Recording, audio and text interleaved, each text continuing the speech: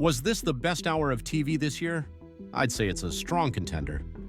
This episode captured everything we expect from peak HBO. Right from the start, Ellie's line hits hard. "I'm still me, he's still Joel, nothing will change that." That one sentence instantly set the tone, a warning that something truly tragic was looming. You just knew that by the end, Ellie's world wouldn't look the same again. Jackson wasn't just fighting one war, it was a battle on multiple fronts, a full-blown infected siege, and the raw, personal collision of vengeance when Abby finally confronted the man who took her father from her. This episode had the emotional punch of the series' premiere: grim, gripping, unforgettable. Let's break down The Last of Us Season 2, Episode 2, and dissect that gut-wrenching ending. Spoiler alert if you haven't watched yet. Joel's death, a tragic inevitable. We knew it was coming. Game fans were bracing themselves, but nothing could prepare us for how it unfolded. Joel had barely appeared this season, and maybe that's what made his death hit even harder.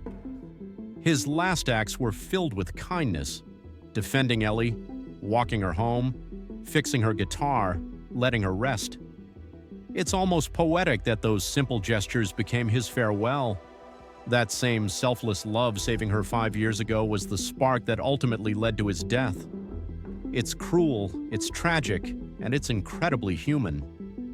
Abby initially showed a softer side, which made her switch at the lodge all the more chilling. That moment when she grabbed the golf club and Joel, knowing exactly what was coming, told her to just get on with it, was pure devastation. His final stand wasn't about begging, it was about defiance. Abby's dream and motivation. The episode opens with Abby haunted by a dream standing in the operating room where her father died. It was a subconscious struggle, a last-ditch effort by her mind to protect her from reliving that trauma. But she had gone in that day, she did see what Joel had done, and that memory became the foundation of her obsession with revenge. Unlike others in the Fireflies, Abby's pain was personal. Her father wasn't just a casualty, he was unarmed and trying to save humanity. That made her mission feel justified, in her eyes at least. Joel, on the other hand, never once apologized.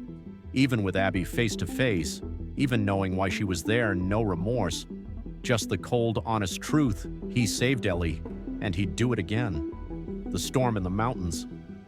There's something poetic about Jesse brushing off Ellie's worry about the storm, saying it'll just hit the mountains, because that storm, the one in the mountains, ended up being the turning point of her life. Ellie following Joel's trail to the lodge, hearing the distant screams, not yet knowing that her world was about to collapse. It was one of the most suspenseful and haunting sequences we've seen. Joel, bloody and broken, mustering the last of his strength just to see Ellie safe, it was unbearable. And then came the moment Abby finished him.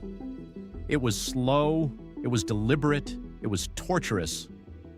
And Ellie, helpless, could only scream that she'd kill them all. A promise of revenge that sets the stage for the cycle to continue. Jackson falls, the infected breakthrough. The attack on Jackson was chaos. Jesse had mentioned that the infected were now using the dead as insulation, evolving in terrifying ways. That moment when Abby stumbled into a pit of infected and triggered a wave of destruction? That was the catalyst, and unknowingly, Abby may have caused the deaths of dozens that day. The town's defense plan played out with residents retreating underground or taking up arms on the rooftops, but the infected were overwhelming. Tommy's face-off with a bloater was intense, flamethrower running low, time running out. He survived, but barely, and now with Joel gone, Tommy is a broken man. This episode didn't hold back. Death was everywhere, large-scale and personal, and you felt every second of it. One of the strongest episodes yet. This was 56 minutes of pure emotional carnage, and I mean that as a compliment. HBO delivered another masterclass in storytelling.